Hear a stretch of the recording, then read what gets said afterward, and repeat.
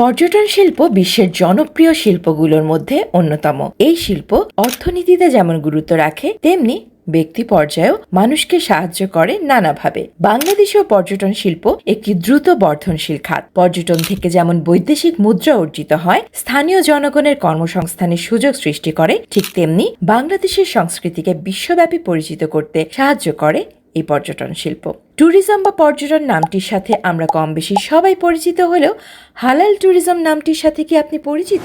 যদি না হয়ে থাকেন তবে আজকের পুরো ভিডিওতে আমাদের সাথে থাকুন। ইলম বাংলার আরো একটি নতুন এপিসোডে আপনাকে স্বাগতম। চ্যানেলটিতে সাবস্ক্রাইব করে আমাদের সাথেই থাকুন, কারণ আমরা আপনাকে পরিচিত করে থাকি দেশ বিদেশের নানা মুখে আলোচিত সমালোচিত বিষয়ের সাথে।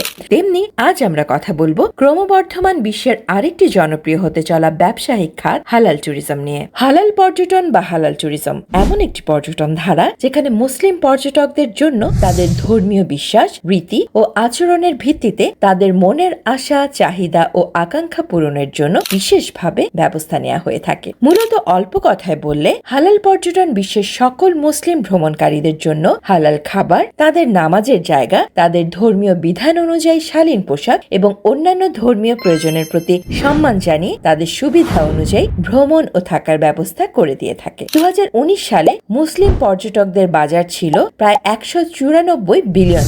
এটি বৈশ্বিক পর্যটন বাজারের প্রায় 13%। অনুমান করা হচ্ছে 2026 সালের মধ্যে এই বাজারের আকার বেড়ে $300 বিলিয়ন ছাড়িয়ে যাবে, যা হালাল পর্যটনের শক্তিশালী প্রবৃদ্ধির ইঙ্গিত দেয়। আর তাই বিশ্বজুড়ে মুসলিম পর্যটকের সংখ্যা, আর্থিক সামর্থ্য ও সচেতনতা বৃদ্ধি পাওয়ায় মুসলিম বান্ধব পর্যটন শিল্পের প্রতি আগ্রহী হচ্ছে পর্যটন কোম্পানিগুলো। তাই তারা আয়োজন করছে হালাল হলিডে প্যাকেজের মতো আকর্ষণীয় ভ্রমণ প্যাকেজ, যেখানে ভ্রমণ পিয়াসী নারী পুরুষ তাদের ধর্মের সাথে কোনো প্রকার আপোষ না করেই হালাল উপায় ছুটি কাটাতে পারবেন। বিশ্বের পর্যটন নির্ভর অর্থনীতির দেশগুলো এরই মধ্যে হালাল ট্যুরিজমকে বেশ আমলে নিয়েছে। তার মধ্যে এগিয়ে আছে থাইল্যান্ড, মালয়েশিয়া, আরব আমিরাত, যুক্তরাজ্য, সিঙ্গাপুর, ইন্দোনেশিয়া, তুরস্ক।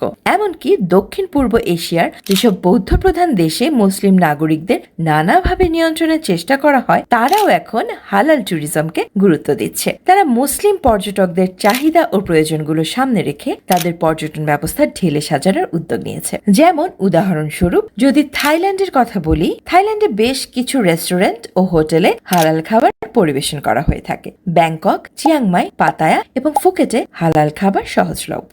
থাইল্যান্ডের দক্ষিণাঞ্চলে যেমন ফুকেট এবং ক্র্যাবি, যেখানে মুসলিম জনসংখ্যা বেশি, সেখানে আরও বেশি হালাল খাবারের দোকান দেখা যায়। থাইল্যান্ডের আন্তর্জাতিক বিমানবন্দরগুলোতেও নামাজের স্থান রয়েছে। প্রধান পর্যটন শহরগুলিতেও রয়েছে অনেক মসজিদ, যেখানে পর্যটকরা সহজেই নামাজ আদায় করতে পারেন। The tourism authority of Thailand মুসলিম পর্যটকদের সুবিধার্থে একটি অ্যাপ তৈরি করেছে, যার সাহায্যে মুসলিম পর্যটকরা খুব সহজে হালাল পণ্য ও সেবা খুঁজে পেতে পারে। আবার দেখা যায় তুরস্কে কিছু রিসোর্ট এবং হোটেল বিশেষভাবে হালাল পর্যটকদের জন্য পরিকল্পিত, যেখানে মদ সরবরাহ করা হয় না এবং পুরুষ ও মহিলাদের জন্য আলাদা সুইমিং পুল ও স্পা থাকে। হালাল পর্যটনের কিছু গুরুত্বপূর্ণ বৈশিষ্ট্য রয়েছে, যেমন ভ্রমণকালীন সময় মুসলমান পর্যটকদের একটি সমস্যায় পড়তে হয় তাদের খাবার নিয়ে। যেমন মুসলমানদের জন্য শুকর হারাম, কিন্তু বহির্বিশ্বের দেশগুলোতে শুকর অত্যন্ত জনপ্রিয় একটি খাবার এবং তা অত্যন্ত সুস্বাদু উপায়ে পরিবেশিত হয়। আবার ইসলামে মদ্যপান নিষিদ্ধ, তাই ইউরোপের দেশগুলোতে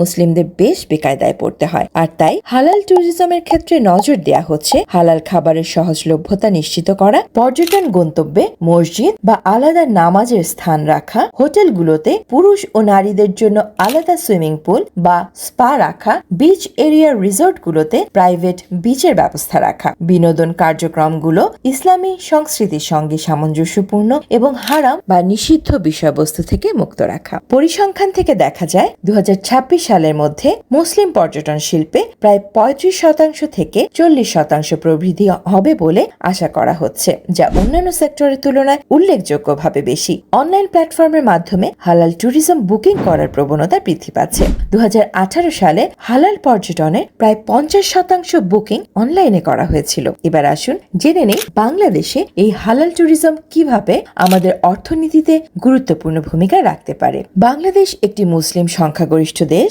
তাই হালাল খাবার, নামাজের স্থান এবং ধর্মীয় প্রয়োজনীয়তা পূরণের মতো সুবিধাগুলো স্বাভাবিকভাবেই পাওয়া যায়। তাই মুসলিম পর্যটকের কাছে বাংলাদেশ এমনিতেই একটি আদর্শ গন্তব্য।